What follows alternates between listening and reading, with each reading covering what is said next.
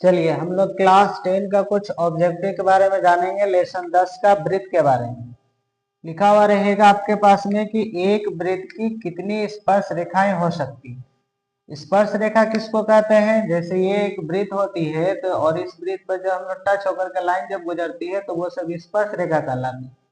तो किसी भी वृत्त में हम लोग बहुत सारे स्पर्श रेखा खींच सकते हैं।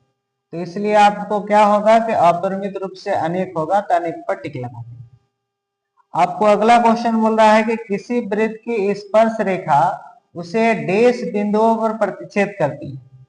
तो जब भी आप लोग ऑप्शन दिया हुआ है 1 2 3 4, तो जब भी आप लोग वृत्त जब खींचते हैं ना, तो जब हम लोग स्पर्श रेखा खींचते हैं तो यह किसी एक बिंदु से होकर के जाती है और इस बिंदु को हम लोग कहते हैं स्पर्श बिंदु।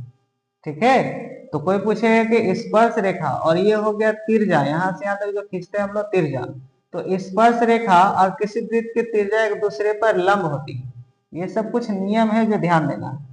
और जो भी तुम्हारा हम लोग चाहे यहाँ पर एक बिंदु मान लेते हैं, बराह बिंदु, यहाँ से अगर स्पर्श रेखा इसको भी अगर खींचे तो दोनों ही स्पर्श रेखाएं आपस में समान होती। तो ये कुछ कंडीशन था जो आपको याद रख करके इस सबका जवाब देना।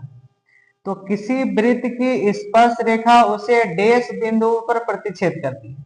तो स्पर्श रेखा जब हम लोग खींचे तो कितना बिंदु पर प्रतिच्छेद करती है? एक बिंदु पर, तो इसलिए एक पर टिक लगाएंगे। अब बोला है नेक्स्ट, वृत्त को दो बिंदुओं पर प्रतिच्छेद करने वाली रेखा को डैश कहते हैं। ठीक है, जैसे एक वृत्त है और वृत्त पर जब हम लोग लाइन खींच देते हैं तो दो बिंदु हो गया, एक यहाँ बिंदु एक यहाँ बिंदु।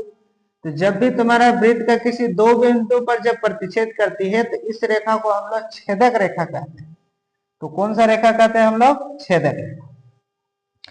एक वृत्त की डैश समानांतर स्पर्श रेखाएं हो सकती है। देखो ये क्वेश्चन और ये क्वेश्चन में अंतर ये है कि इसमें खाली स्पर्श रेखा के बारे में पूछा था कि के हो सकता है, और इसमें पूछ रहा है एक वृत्त की समानांतर स्पर्श रेखाएं कैसे होती है। समानांतर मतलब ऊपर नीचे, तो कम से कम दो गो आपको होता है इसमें समानांतर रेखाएं। नेक्स्ट, ब्रह बिंदु से किसी वृत्त पर खींची गई स्पर्श रेखाओं की लंबाइयां। अभी बताएं कि ब्रह बिंदु से वृत्त पर खींची गई स्पर्श रेखाओं की जो लंबाई होती है वो दोनों क्या होती है?